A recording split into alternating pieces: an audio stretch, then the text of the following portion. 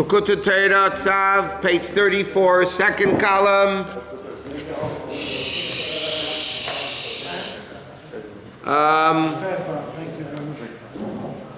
Okay, like 10 lines in the top of the second column. The Alter Rebbe was explaining that the union of the Gilui of Mashiach is the Gilui of Hayr. Kriyas Yamsuf is the Gilui of Atzilus and Bria.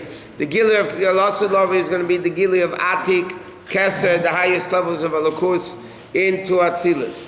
And he explains that's why Dafka Shiv in the Cholim, because he says it's a level of Yaakov Avinu is a level of Rachmanis. So he says, how do you have Rachmanis and Atzilus?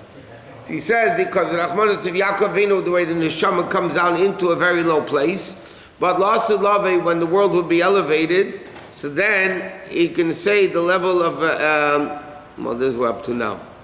That even on the Elam Yenim, it's shaykh the level of Rachmanis. Okay, so about 10 lines to the top of the second column, 34. Vinei K'mei Shebisa Serusa Delestata Shal Rachmanis HaShvatim. Just say through the below of the Rachmanis of the Shvatim. Mamshechim Etzarusa Del Elo, where you awaken from above. Rachmim Shalamayla Yesir Rachmim Shalavis Atzmam. Like the Rachmanis of the Avis. And he says, when you bend down, this we learned yesterday, when you bend down the shevet, the branch of a tree, the whole tree comes down. Then you reveal Elokus through Torah Mitzvah, which is Amshachas Chachmi Ilam. With this we learned yesterday. She has Amshachas Terbechin Zrachim Del Yaakov. So Kach La'osed Lavei, so it is, this is where we're up to. So La'osed Lavei De Gili Rachman Shalavis Atzmam. Through the Gili of the Avis themselves, of Rachmanis, Yamshich Ha'idei Serus Del Eila. They'll awaken through this. There's tremendous level of awakening from above of Arechampin Shalamala Gami Chagas Tatzilis. So he says like this. The Aved of the Avis is not to have Rachmanis and Atzilis, because there's no Rachmanis in Atzilis. Everything's great. The Rachmanis that the Avis have is under the Shamis that come down, all the way down, that don't feel Elokus, so they have Rachmanis on it. What does Rachmanis do? Rachmanis, like we learned yesterday, pity stimulates a higher level of love into the lower levels. And that's what the Aved of the Avis is. They awaken through the level of Rachmanis of Yaakov Avinu. They awaken a level of awakening from above of Arich into the Aveda now. That's the album that every Jew has? Maybe.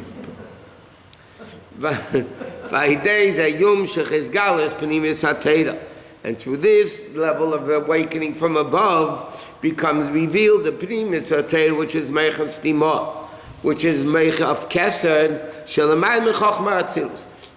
It says in Kabbalah like this. Now, Teira is Chochmasi Shal HaKadosh Baruch Hu, is the wisdom of Hashem. So now, the level of Teira which we have today is Chochma Vatzilus, coming down into Chochma Bria and Yetzira and Asiya into our brainless people. But Pnimis HaTeira, it says in Kabbalah, is the Meichen Stima, meaning the level of Chochma of Kesed, which is much greater. Now we can understand one opinion in the Gemara that Eitz Hadas Chita Haisa. There's different opinions. The apple is an opinion non-existent in Judaism, by the way. On all the opinions of what the Eitz Hadas was, it says the expression tapur, but tapur over there means an esrog. One opinion says it was a wheat, chita, and before that chita grew like a tree, and it was figs, and it was grapes, and it was different opinions in the Gemara and the Medrash what the Eitz Hadas now. So he says now we can understand why the opinion that says it was chita was a wheat. Why? Because the is difficult to understand. The word chita, which means wheat, is chita ches tes hey equals 22. So it says in Mefarshim that chita is the 22 letters of the Torah. So the question is, Chita is the 22 levels of the Torah. How in the world can the Chita be the Eitz Hadas that they had this terrible Avera with? How could it be called Eitz Hadas?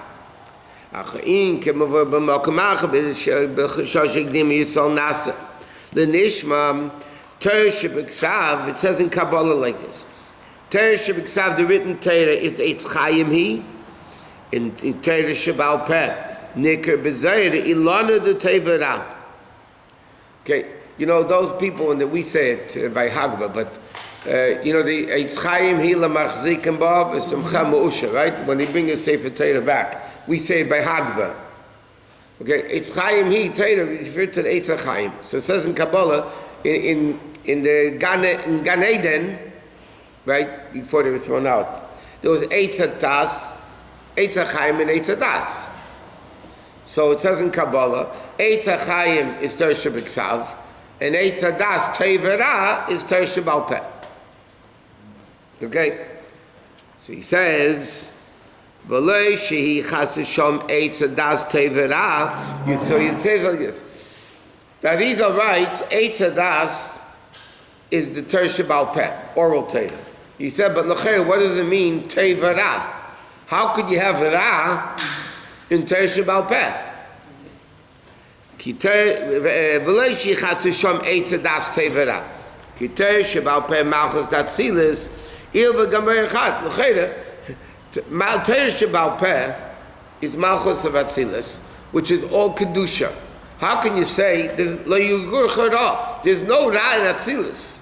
Ra begins in Bria. So how in the world can Eitz Hadas, which is the level of Torah Shebal Peh, which is Malchus of Atzilus, how could it be called Tevera? So he said it's not that it's Tevera. Ela Sharat Saleimad Shamislabesh is Levada Tevera. Eitz Hadas Tevera, which is Klippas Neiga. In other words, how do you refine the physical world?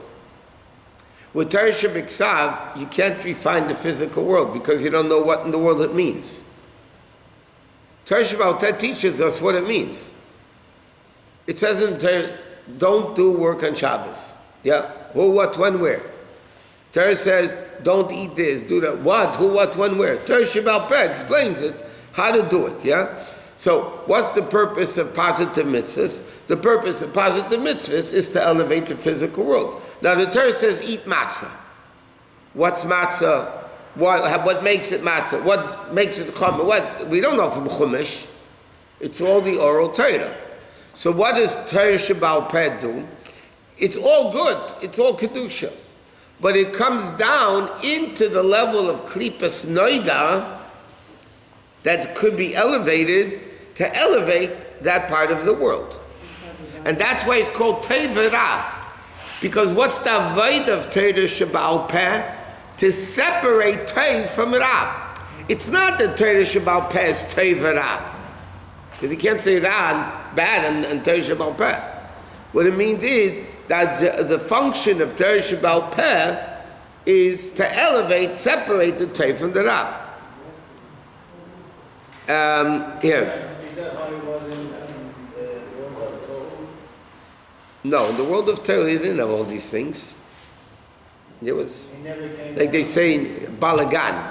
How do you say balagan in Farsi? Huh? How about craziness? Big mess. So that's the entire tick. This is. Torah was lots of loving. How do you say it in English? Huh? Balagan. A mess, a mix-up. Chaos, yeah, chaos. Okay. He says, Gam b'Torah Shebeksav. So it says also, L'chei Alter Rebbe says like this. Eitz HaChaim, we just got through saying from Arizal that it's Torah Shebeksav. Eitz Hadas Tevera is Torah Shebal Peh. He says, L'chei, we find Torah Shebeksav is also called Eitz HaChaim. Eitz Hadas. Because he says, Gam b'Torah Shebeksav Ksiv b'Shivri lochem Mata Lechem. Mata Lechem, it's Eitz Chaim. Ubeshviris luchas serishainis, and therefore when he broke the first luchas, it was just Torah Shebeksav. Nishtausha v'nislabsha b'dvarim gashmim. Let me read it and then I'll explain this. V'ainu sharei kol Torah shebal peh. What's Torah shebal peh is what we see is from Torah shebiksav. In other words, in everything you have male and female, giver, receiver. So in Torah you also have giver and receiver. Torah shebiksav is the giver, and Torah shebal peh is what receives from Torah shebal peh, from Torah shebiksav, and expounds on it. Just like the woman receives from the man and makes 9 months of pregnancy. Torah shebal peh, it receives from Torah shebiksav, says don't do work on Shabbos. And then it broadens it in the whole understanding of the Torah and mitzvahs. And therefore it's biur to pierce Torah shebiksav. L'chein, ha'adam harishon lifnei hachet, adam harishon before the sin. Ha'yamayla b'china zu, the biur eitz adas teveram. Okay? Adam Harishon, before he sinned, had no connection to Ra whatsoever. Like it says, the Arizal writes, Sha'adam Harishon lifnei hachet, ha'ya b'china zu de Mashiach, u'lemayla mimadregas Moshe. Adam Harishon, before he sinned, was higher than Moshe Rabbeinu and the level of Mashiach. Meaning, Mashiach comes, there's no good and bad anymore, everything is good. That means there's nothing to refine anymore when Mashiach comes. After Tchiz Mason, there's no more Ruach HaTomah Avim and artists. There is no more evil. After, by Tchiz Mason. There is no more evil to refine, yeah? So L'Poel, Adam Harishon, on that level, the level of Mashiach is higher than the level of Moshe Rabbeinu. So before Adam Harishon sinned, he had nothing to do with bad. There was no evil, meaning evil existed as a separate entity. And therefore there was no separation of good and bad. It was good and bad. If they're separate, you don't have to separate them. What happened when he sinned in the Eitz Hadas? That's why Eitz Hadas is such a terrible, terrible thing that Hashem wanted it to happen. What happened to Eitz Hadas? Now that he makes good and bad and good, so because of that, for another 782 years, our whole avodah is to separate good from bad. Undo the Eitz Hadas. There is somebody that is higher than Moshe Rabbeinu, higher than Mashiach. Not higher than Mashiach. The level of Mashiach higher than Moshe Rabbeinu. Yeah. How could he do such a chet? Who? Adam Harishon. He is such a high level, and How can he sin? So there's an expression, Lo haya Adam Harishon lo ya'isi itztala. Adam Harishon was not fit for that crime. But Neira alila al b'nei Adam, the pasuk says, Hashem made a libel against people. Hashem made Adam Harishon do it because the whole avodah is for us to refine good from bad, and that's what's going to bring down the Gilui. Obviously, as Chassidus and Kabbalah explain, not like it was before the Eitz Hadas, because you don't knock down a building to put up the same building. So what did Hashem want? Hashem made a perfected world, milmaila, his doing. Hashem said there's something greater, which is your doing, i.e., Baal Tshuva versus the Tzaddik. Hashem made a perfect world Tzaddik level. Hashem said that's good. And the same, that's why the Egel was the reenactment of the Chet Eitz Hadas, and therefore Moshe Rabbeinu got the Luchas Shniyas, which is a level of Tshuva, which was the whole Torah Shebal Peh. So in other words, like this, Hashem, it's a funny guy, this Hashem. He's a very interesting guy. He makes a perfect world. why do you say he's guy? Which is not a woman. His Hashem is a white male Ashkenazi. wife was the one that was. Hashem doesn't have a wife. No. But That's why he's still existing. Where is wife? Eve was the one that. Right. One second. Okay, one second. Hashem, Whoever listens to Why this. blame it on Hashem? Sure, one of the reasons why I was very hesitant to tape these classes, because I said, I can't say what I really want to say. Okay, close it for a second. No, only when it's really duzit. So then I said, you know what the heck, whoever listens to it, they'll either turn it off or whatever, who cares? Living in a different Okay, 1 second. So Hashem made a world where good and bad were completely separate. There was no avodah. There was avodah within good. La'avdu, l'shamra was within good, like a tzaddik, as no yitzhar. Within good versus better. That's the avodah of Adam Rishon before the Chet. But Hashem wanted avodah sabirudim of separating the good from the bad, that we should do it versus that Hashem does it. So therefore, for 5,782 years to be exact, 5,782 years exactly, Hashem made Adam Rishon in 1 minute sin, to be able to mix good with bad, to be able to have the Avodah Saburim for 5,700 years. What?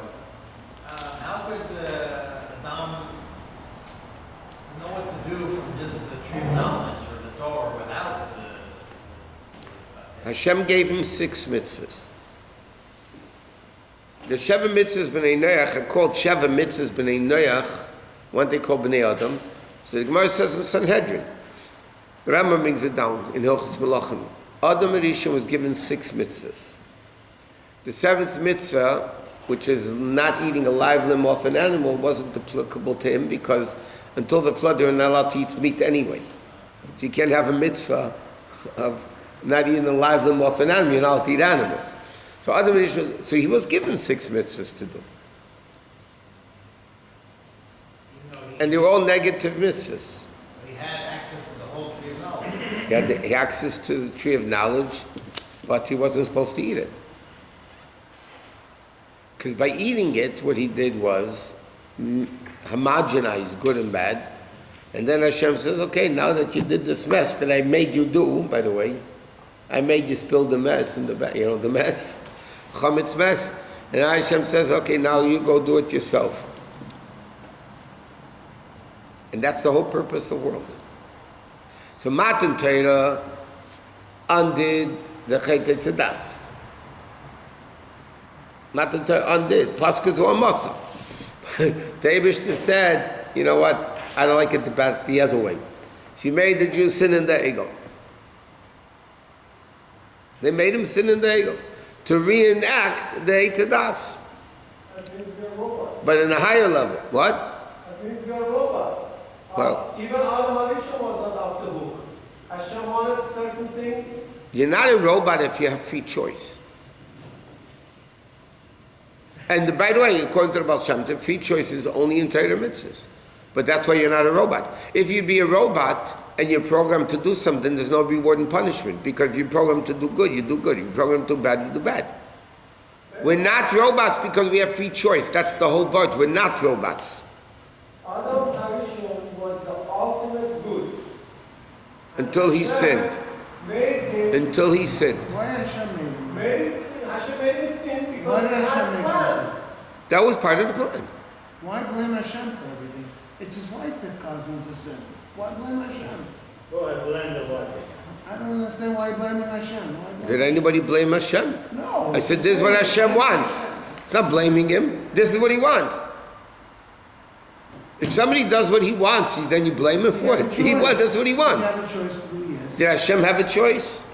The ultimate level of choice is by Hashem. Because in Hashem's world, good and bad are exactly equal, and Hashem chose good over bad. I mean, how could we understand what Hashem? We Don't- are guessing. Don't try. Well, we know because Torah says what Hashem wanted. Yes, and his wife. Torah says that Hashem actually made us sin. Neirah lilal b'nei Adam. It's a pasuk that the Medrash says it refers to Chet Tzadas. The pasuk in Tanakh says it's in Tehillim. Neirah lilal b'nei Adam. Hashem made a libel against people.